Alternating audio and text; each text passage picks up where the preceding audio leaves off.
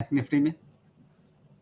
Nifty bank में भी exactly same strategy होगी, बिकॉज निफ्टी बैंक का अभी भी मेरे पास बहुत क्लियर कट सिचुएशन नहीं है 13,300 के पहले कि इसमें एक शॉर्ट ओपन किया जा सके 38,200 के पहले। लेकिन अगर निफ्टी पे कूल ऑफ होता है तो निफ्टी बैंक पे भी होगा, दोनों का करेक्शन ट्रिगर होगा। कहाँ तक होगा वो अभी बहुत क्लैरिटी नहीं है, लेकिन इतना जरूर है कि 37,000 के ज़्यादा फिलहाल तो नहीं दिख रहा। इन वर्स्ट केस 36,000 के आसपास तक हो सकता है, लेकिन 37,000 के नीचे तो फिलहाल निफ्टी बैंक दिख नहीं रही है। तो इसका अंदाजा तभी लग सकता है जब एक बार करेक्शन ट्रिगर हो जाए। तो अभी करेक्शन ट्रिगर हम प्रीएम्प्ट कर रहे हैं। प्रीएम्प्ट करने के लिए यही है कि जो आपके पास फ्राइडे का टॉप है निफ्टी बैंक का, वो आपके लिए सैक्रोसेंट लेवल है स्टॉप लॉस का। उसके ऊपर में फिर आपको डबल लॉन्ग करना पड़ेगा, बिकॉज वहाँ से 200-300 पॉइंट की रैली निफ्टी में आ जाएगी और करीब करीब 500 से 1000 पॉइंट की रैली निफ्टी बैंक में आ जाएगी। जी।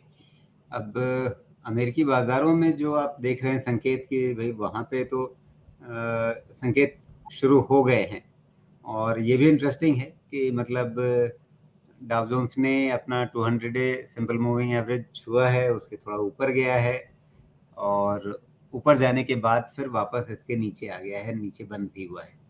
तो ये फॉल्स ब्रेकआउट या छकाने वाली चाल जिसको मैं कई बार कहता हूँ, कुछ वैसा ही इसने 200 डे मूविंग एवरेज के आसपास खेला है। और शायद आपने पहले भी जिक्र किया था कि ये काम तो पहले भी करता रहा है, जैसे ये अप्रैल में ये दोबारा मार्च के अंतिम सप्ताह में और फिर अप्रैल में भी इसी तरह से हुआ था कि थोड़ा सा गया 200 डे मूविंग एवरेज के ऊपर, एक दो दिन रुक करके वापस आ गया नीचे। तो वही चाल फिर से हुई है। तो जैसा तब हुआ था वैसा ही क्या फिर से हो जाएगा? नहीं, ये मूविंग एवरेज की reading with some margin of error वैसे भी करनी पड़ती है, लेकिन डाउ जोन्स का चूंकि यूएस मार्केट की वोलेटिलिटी हमारे मार्केट से सर्टेनली बहुत ज़्यादा है, इसलिए इनका margin of error from the moving averages ज़्यादा रहते ही रहते हैं। यहाँ पे एक बार में तो वैसे भी नहीं निकल सकता है डाउ जोन्स 200 डीए में, बिकॉज जिस समय से वो चलता आ रहा है यहाँ पे आके वैसे भी थकना ही है। तो अगर कोई इस ब्रेकआउट को खेलना चाहता है कि जो यहाँ से तीसरी चौथी कैंडल है पिछले दिन की, वो डाउ जोन्स की 200 डीएमए के ऊपर क्लोज्ड है, वो सिंपल इंडिकेशन है यहाँ से बाहर निकलने। वहाँ पे खरीदने का इंडिकेशन नहीं है। अगर वैसा रीडिंग है तो रीडिंग सही नहीं है। अब यहाँ से करेक्शन कूल ऑफ होके दूसरी बारी अगर निकलता है फिर कोई दिक्कत नहीं, लेकिन पहली बारी में ये प्रॉब्लम तो होगी ही होगी, बिकॉज थोड़ा हीट तो अच्छा खासा हीट बना हुआ है उस मार्केट।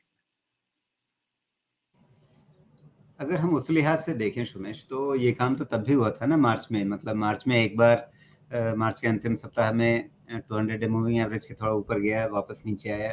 अप्रैल में फिर से इसके ऊपर गया, तब शायद ये कंफर्मेशन माना जाता कि हाँ अब इस बार ठीक से पक्का से निकल गया। लेकिन वैसा नहीं हुआ। उसके बाद कितना छकाया और उसके बाद कितना नीचे आया ये हमने भी देखा है। मार्च और अप्रैल का डेटा अच्छे से समझा, इसमें ना बहुत बड़ा कैच है समझने में।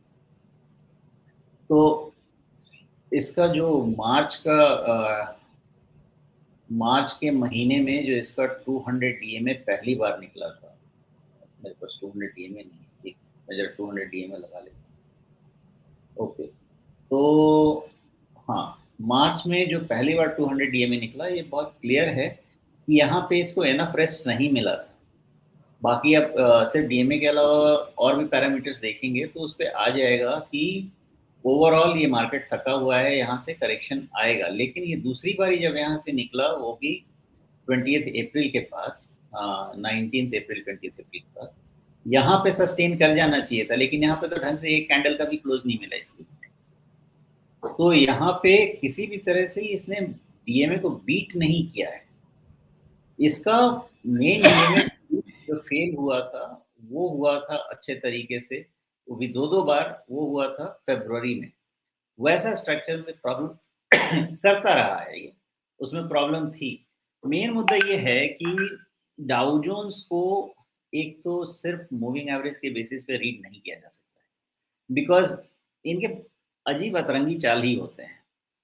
इसके लिए बाकी सारी चीज़ें भी देखनी पड़ेंगी कि आखिर इनका स्ट्रक्चर बन कैसा रहा है।